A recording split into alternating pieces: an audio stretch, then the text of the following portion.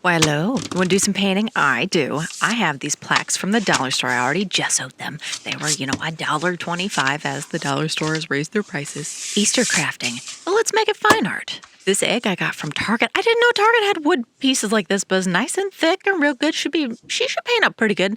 Let's do some painting, okay?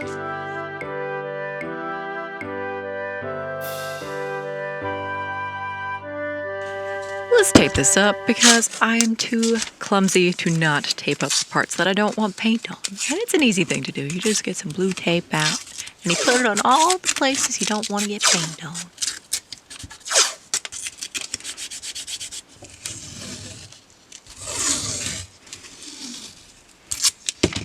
I don't think you have to celebrate Easter to partake in the crafting that goes along with holidays. I think it's okay to do that. We're going to work in acrylics today because I like painting on wood, and acrylics work really well on wood. They just do. You gotta adjust it usually, or it'll end up soaking up all your paint. You don't want that. But these are the paints I use. You can pause it and look at them if you're curious. But I tend to mix my own colors because I like that. I like the process. I like getting dirty. I like that if you limit your colors in that way and you mix them, you end up having a more cohesive piece. You just do. The flip side of that is that you actually have to know how to mix paint. So I'm gonna mix up some pastel colors because what colors do you think of when you think of Easter? Because I think of morning colors, pastels as the world wakes up, blues and the oranges and the very light lemon yellows. And those are the colors that I think of when I think of Easter. I don't know why. It just is those pastel colors. And little bunny rabbits, little buns, and farm animals like baby farm animals and flowers and the start of life, the springness and beauty and the starts of life. Get out. Stop it. You're not welcome. Get out. I told you I was a messy painter, but continuing, please. I started adding yellows and oranges to the very top. And if you work fast, you don't need any additives to prolong the drying time of acrylic. You just have to work fast. And if you can do that, you just get a big old brush and you make a whole bunch of back and forth motions. And you all of a sudden have a very cool looking, kind of half blended, half not blended sky that can kind of pass for whatever atmosphere you're kind of going for. You just got to pay attention to which colors you're using. So to make a dawn in the mountains, I did those yellows and oranges that faded into the pinks, that faded into the blues and purples.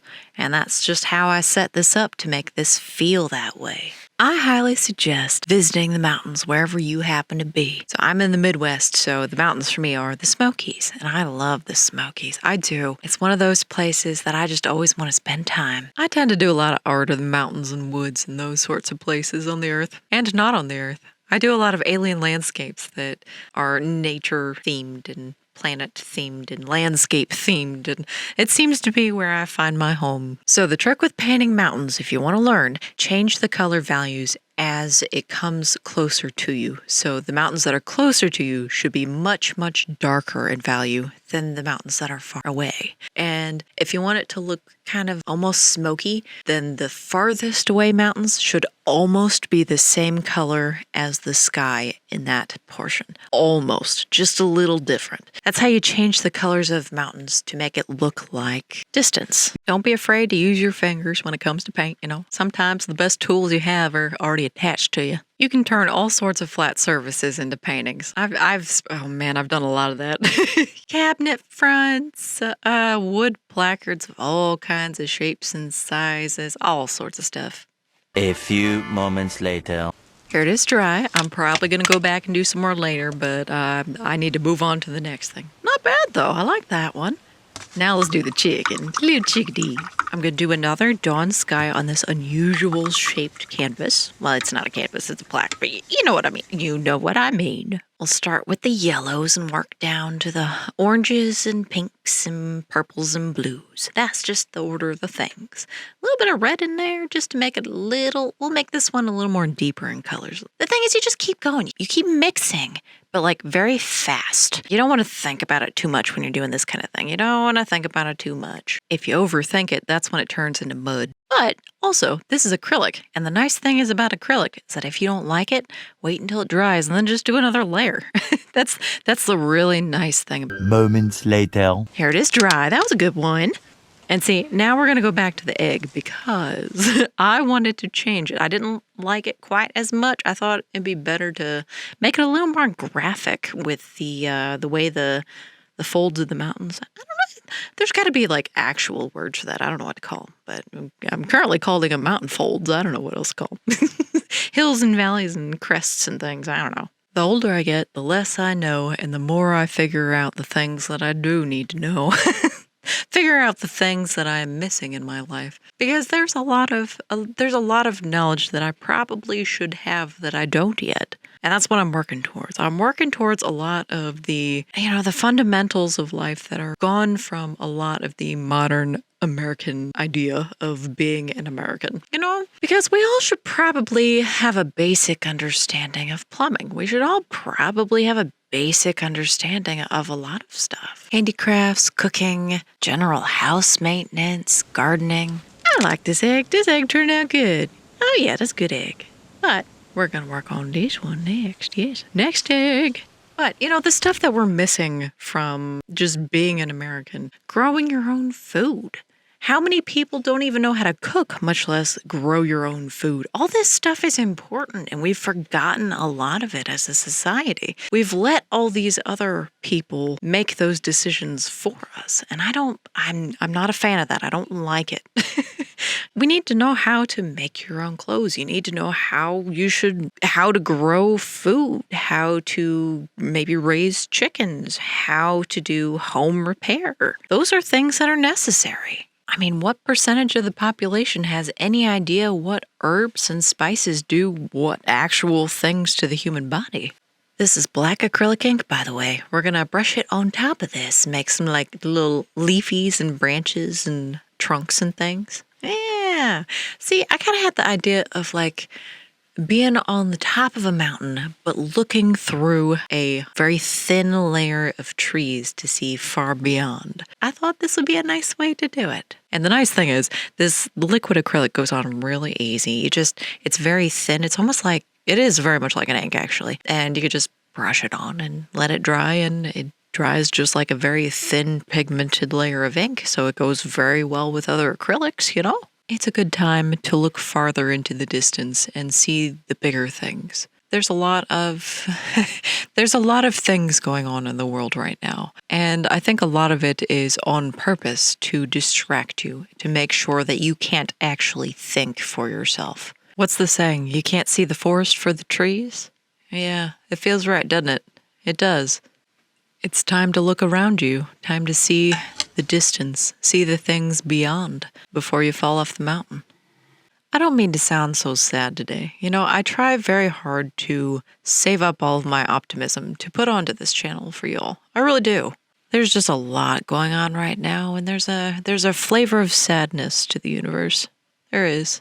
Sadness at having to wait for more people to wake up and see the things around them. It really is like that, The people who have seen the broader things, the people who can see the horizon in the distance, are waiting for other people to wake up and look out those leaves, look out at that horizon. Because things are starting, It's time for new things. It's time for the start of life again. Humans are not made to love the bonds that bind them. It's unnatural. It shouldn't be that way. It should never be that way. We are creatures of creation and surprise. We are supposed to be freedom-loving. We are supposed to be small tribes. I mean, you can even find it in Deuteronomy that we are supposed to be republics. That is how the natural formation of existence is for humans.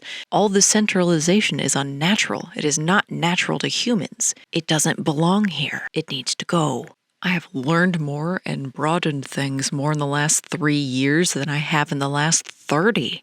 And that isn't by accident, not at all. The things are speeding up now. more true history, more actual information is coming out. But there's also a lot of obfuscation. There's a lot of things that are trying to hide the information in plain sight. You just got to know what to look for. That's the problem. First have to know that. If you don't know what to look for, you can't see any of it. Don't give up your birthright. Don't give up the things that are natural to us. Don't give up the gifts that the universe has given you. Because each of you, every single one of you, has gifts that have been given to you through your bloodline and by the universe. You each do. Every single one of you do. It's time for you to recognize it and to use it and to add to the universe. It is time to add. I'm not a religious person in the sense of, I guess, the modern religions. I'm just not, but I am very well read, and I have spent time reading the Bible, as I have many other old texts of that kind. And there's a lot of truth that you can find in a lot of them. You can find a lot of old stories that are meant to be an actual depiction of what life is like. Humans are storytellers. That is how we keep history, and that is how we keep time. A lot do it visually, a lot do it verbally, a lot do it in the written form. There are many ways to be a storyteller. And that's the super disturbing part about censorship. You can't have the stories that way. You can't. 2 hours later. Here's my chicken. I like my chicken. He's pretty cute. I've named him George. I name everything George, by the way. But look at this egg. I guess in this video, the chicken came before the egg. And the final egg, which I think turned out to be the actual best painting of all. These actually, I'm pretty pleased with all of these. Good distance in this one. But here's the final 3. Thank you for hanging out today. Bye.